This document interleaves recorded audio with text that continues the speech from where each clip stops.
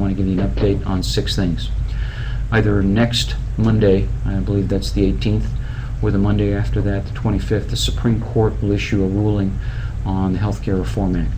We see 4 possible outcomes. Outcome number 1 is they rule the entire act legal. Outcome number 2 is they will rule a portion of the act illegal, and because of the lack of a severance clause, the entire act will be ruled illegal.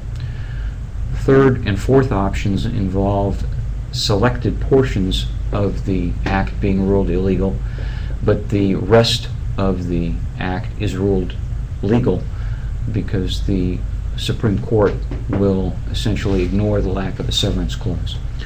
Under Case 3 and Case 4, one of the things they could do is say that because of the way that the individual mandate is enforced through the via the Interstate Commerce Clause, that clause should not have been applied, and therefore the individual mandate will be ruled illegal. The fourth case, the fourth possibility, is that they will rule that the federal government should not be using the withholding of funds for Medicaid as a way to get states to comport to certain clauses of the Healthcare Reform Act, and therefore the enforcement mechanism by the feds on the state would be ruled illegal while the rest of the act is left standing. We've done a lot of preparation work to help you understand it when we get there, so as soon as we are able to read the document, we'll put something out to everybody. Item next is that Aetna's fee schedule changed effective 1 April. We wish it were April Fool's, but it's not.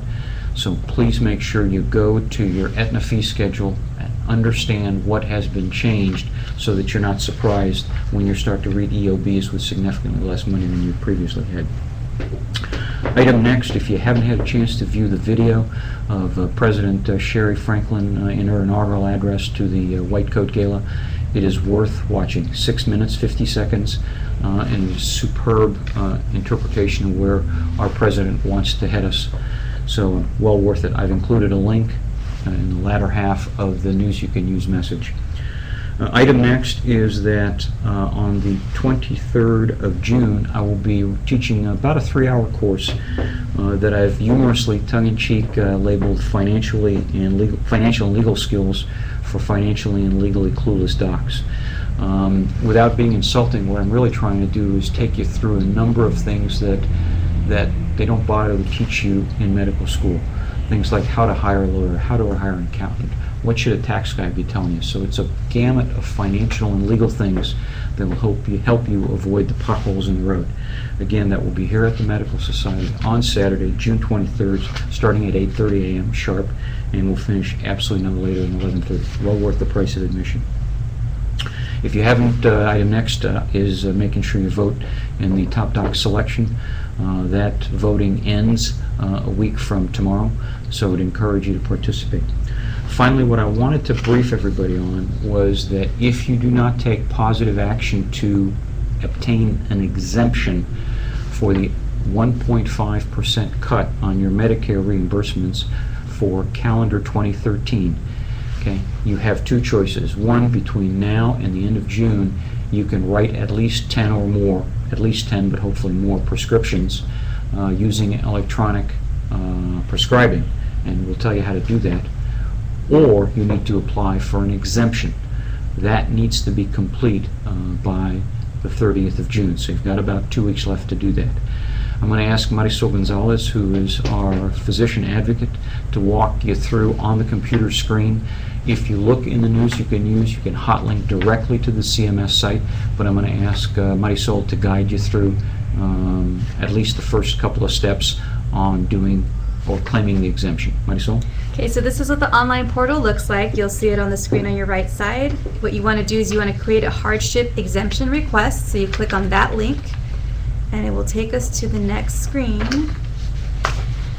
which at this point you enter whether or not you're an individual eligible professional or you're part of a group practice. So in this case, we'll take the individual and we'll hit submit. And this is where you enter all of your information. It's pretty simple, straightforward, and then you should hear back from CMS within a few weeks on their whether or not you do qualify for the exemption. And that's pretty much it. Thank you, Marisol.